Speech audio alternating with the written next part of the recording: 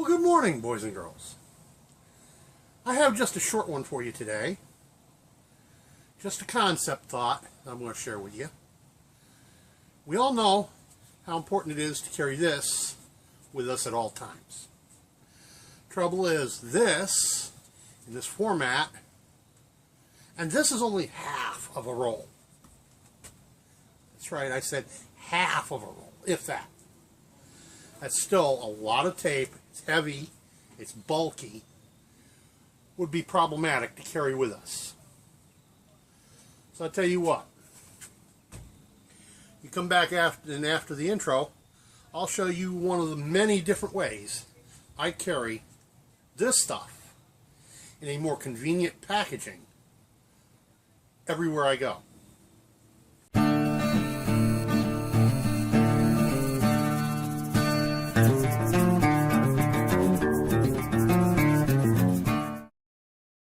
Okay, as I said, that big roll, and that's only half a roll, is a very inconvenient package to carry EDC. So I've showed you one of these before in black. Now, to carry this inside of a pack, it's going to toss about, get lost, get messed up, what have you. And it's inside any kind of a small pack. It's not terribly convenient because you got to dig it out. Even in my little fire kit, digging it out would be problematic. So we're going to set that out of the way. We're going to figure out how we can make that more convenient. How about if we attach it to a split ring? Okay. We need something to make the connection. A little short piece of string. And that's as long as that string was when I got it. Normally I would have simply tied a bead on this end, but last week I made up 2 dozen pace counters for Boy Scouts, and I'm out of beads. So I took one of those twist ties I showed you when I made up my fire kit and made a bead just temporarily. And here's what we're going to do. We're going to put this string through the tube. And that knot would not stay. It'll pull right through that tube. That's why the bead. You see that?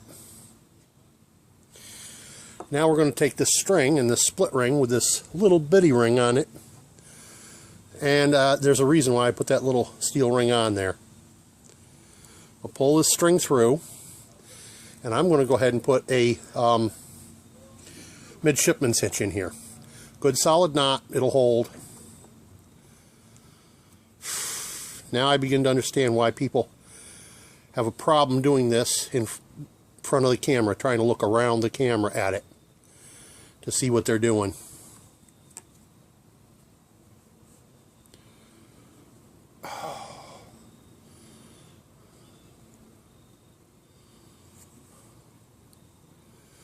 Okay, yep, I've got it crossed, just like it's supposed to be for midshipmen's, aka taunt line. And then we throw on, oh bother, pain with arthritic hands. You younger folks without so much arthritis shouldn't have as much trouble with this as I am having. And we pull that booger down just as tight as we can get it. Voila. Midshipman's hitch.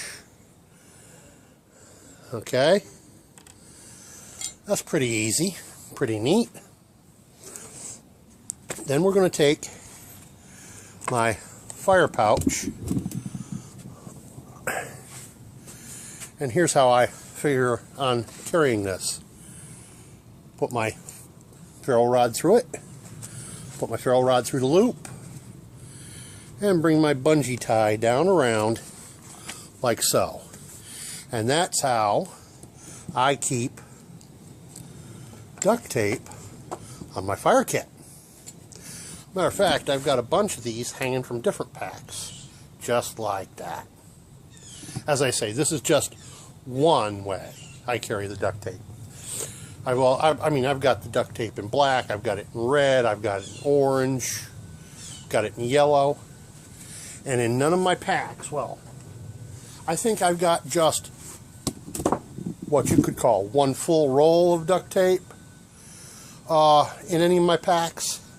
And that's one of those little $2 jobs from Walmart that probably has 10 yards total, and that's camo tape.